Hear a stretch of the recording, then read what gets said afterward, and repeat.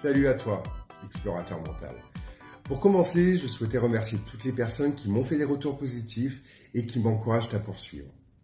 Cela me fait vraiment chaud au cœur. Dans cet épisode, je voulais te parler de l'autisme et faire tomber certaines croyances avec 7 idées fausses sur l'autisme. Alors reste avec moi si tu veux en savoir plus et si tu souhaites remettre en question tes croyances sur l'autisme. Idée fausse numéro 1. L'autisme est une maladie. Notre compréhension de l'autisme a beaucoup évolué ces dernières décennies.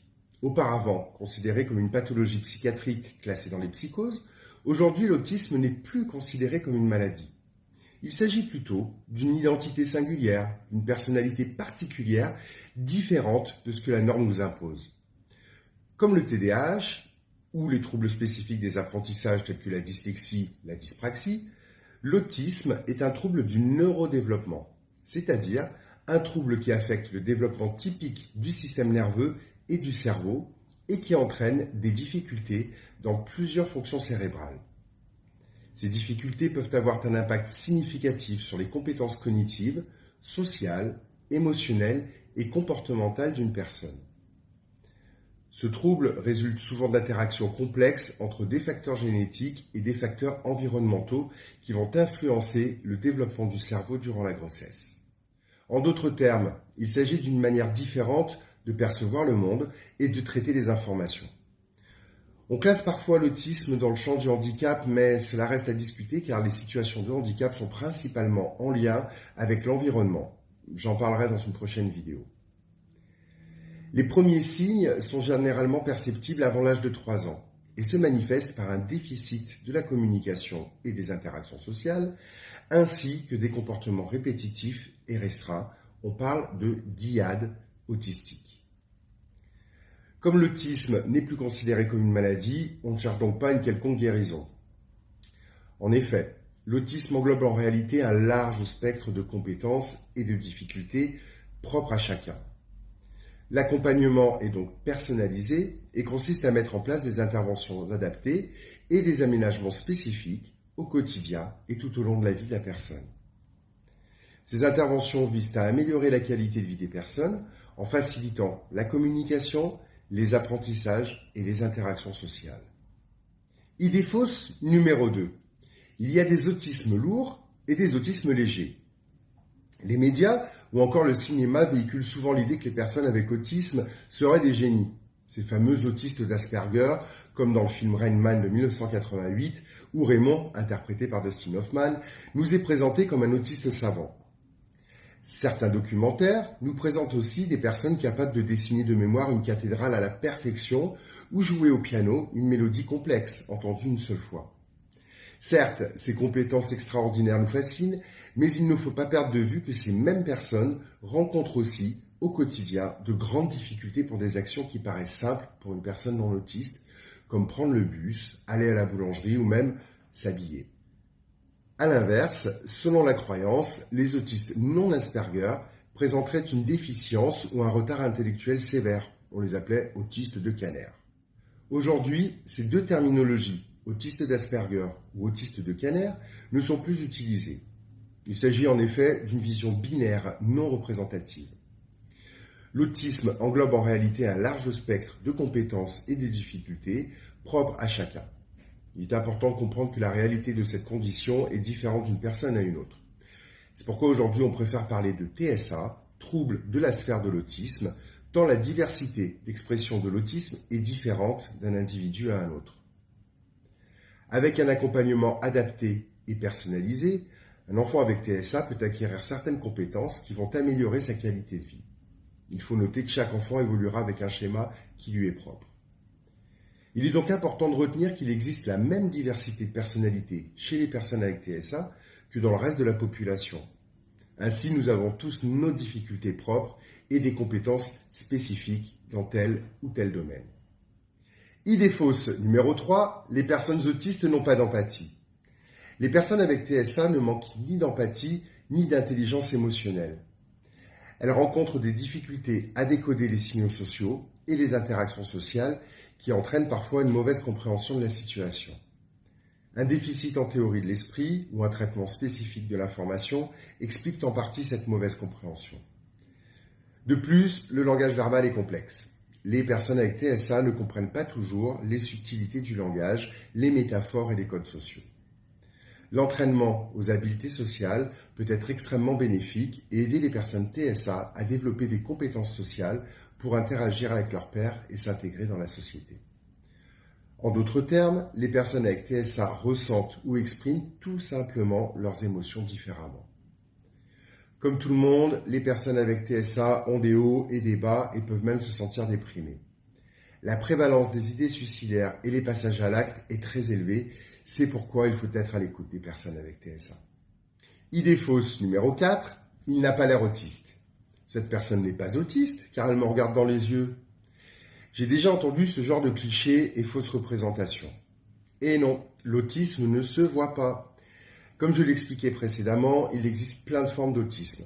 Certains ne croisent effectivement pas le regard, et d'autres si. Il n'y a pas de règle, et ce serait franchement réducteur de limiter l'autisme à un seul critère. Une autre fausse représentation de l'autisme concerne les stéréotypies. Et non, les personnes autistes n'ont pas forcément de stéréotypies visibles. Comme le rappelle Joseph Chovanec, il ne faut pas croire que les autistes ont des stéréotypies et que les non-autistes n'en ont pas. Les stéréotypies des personnes non-autistes passent simplement pour naturelles, sont mieux acceptées socialement. Le diagnostic d'autisme repose sur des bilans et des tests spécifiques réalisés par des professionnels médicaux et paramédicaux. Un test ne suffit pas et on parle d'ailleurs de parcours diagnostic afin de décrire les troubles de manière fine. Ces bilans associent des critères nosographiques, fonctionnels et sont adaptés à l'âge de la personne. D'ailleurs, certains découvrent leur autisme à l'âge adulte et sans bilan, ils ne l'auraient probablement jamais su. Idée fausse numéro 5, l'autisme, c'est la faute des parents. Voici sans aucun doute l'une des idées fausses les plus terribles et injustes pour les parents. Contrairement à ce que beaucoup de personnes pensent, l'autisme est inné et non acquis. Autrement dit, les personnes naissent autistes. On sait aujourd'hui que les origines de l'autisme sont multifactorielles avec une large prédominance génétique. La très grande majorité des facteurs de risque de l'autisme sont présents bien avant la naissance et en lien avec des facteurs environnementaux tels que des complications sévères durant la grossesse, comme une infection à certains virus, une grande prématurité, l'exposition à des perturbateurs endocriniens avant la naissance, etc. L'environnement familial n'a donc aucune incidence sur l'émergence de l'autisme. Incriminer les parents est une vieille théorie terrible et culpabilisante pour eux. Ces derniers étaient décrits comme surprotecteurs ou froids, distants et sans émotion envers leur enfant. On parlait alors de parents réfrigérateurs. Il a été largement démontré que cette théorie était fausse et ne s'appuyait sur aucune preuve ni validité scientifique. Et non, les vaccins ne provoquent pas l'autisme. À ce jour, aucune corrélation n'a été trouvée entre les vaccins et l'autisme. Idée fausse numéro 6, les autistes sont violents. Les personnes avec TSA ne sont pas plus violentes que les autres. Aucune étude n'a établi de lien entre autisme et prédisposition à la violence. Le taux de criminalité et de délinquance globale semble d'ailleurs plus bas que dans la population générale. En réalité, les personnes avec TSA présentent souvent des particularités sensorielles qui engendrent des perceptions différentes aux stimulations, bruit, lumière, etc. Ces nombreuses stimulations, rencontrées au quotidien, sont souvent ressenties comme des agressions qui engendrent stress, inconfort et anxiété. Il s'agit en réalité d'intolérances sensorielles qui peuvent se traduire par des troubles du comportement, comme détruire un téléphone de peur qu'il ne sonne, ou encore déchirer ses vêtements parce que les coutures provoquent un inconfort. Ces spécificités sensorielles sont décrites dans le DSM-5, un manuel diagnostique utilisé par les médecins. Cela englobe l'hyposensibilité, l'hypersensibilité, la recherche sensorielle et l'évitement sensoriel. Ces variations sensorielles sont une part essentielle de l'expérience autistique. Face à un comportement particulier, il convient donc d'explorer cette dimension sensorielle en réalisant par exemple un bilan sensoriel réalisé par des paramédicaux. Idée fausse numéro 7, il y a une épidémie d'autisme. Depuis une cinquantaine d'années, de plus en plus de personnes sont diagnostiquées autistes. Cela s'explique par une meilleure reconnaissance du TSA par les professionnels de santé, une meilleure sensibilisation des parents. Aujourd'hui, une grande variété de manifestations cliniques auparavant incomprises sont classées dans les TSA. Il y a donc tout simplement plus de diagnostics qu'autrefois. On estime qu'une personne sur 100 vit avec des troubles de la sphère de l'autisme, ce qui représente plus de 600 000 personnes en France. Voilà, explorateur mental, nous avons démystifié 7 idées fausses sur l'autisme. Bien sûr, il y aura encore beaucoup de choses à dire. Il est important de rappeler que chaque personne est unique, et il en va de même pour les personnes avec un trouble de la sphère de l'autisme. Il est donc essentiel de comprendre et de respecter les expériences individuelles. Si tu veux en savoir plus et changer le regard sur l'autisme, je t'invite à consulter les sites officiels dont tu trouveras les liens en description, ainsi que les centres ressources autisme. Il y en a un par région. Tu peux laisser un commentaire et si tu as apprécié cette vidéo, n'hésite pas à la partager pour contribuer à une meilleure compréhension de l'autisme. Tu peux aussi laisser un pouce bleu, t'abonner et activer la petite cloche pour ne manquer aucune de mes prochaines vidéos. Prends soin de toi et des autres et n'oublie pas, l'autisme est une partie importante de la diversité humaine. À bientôt.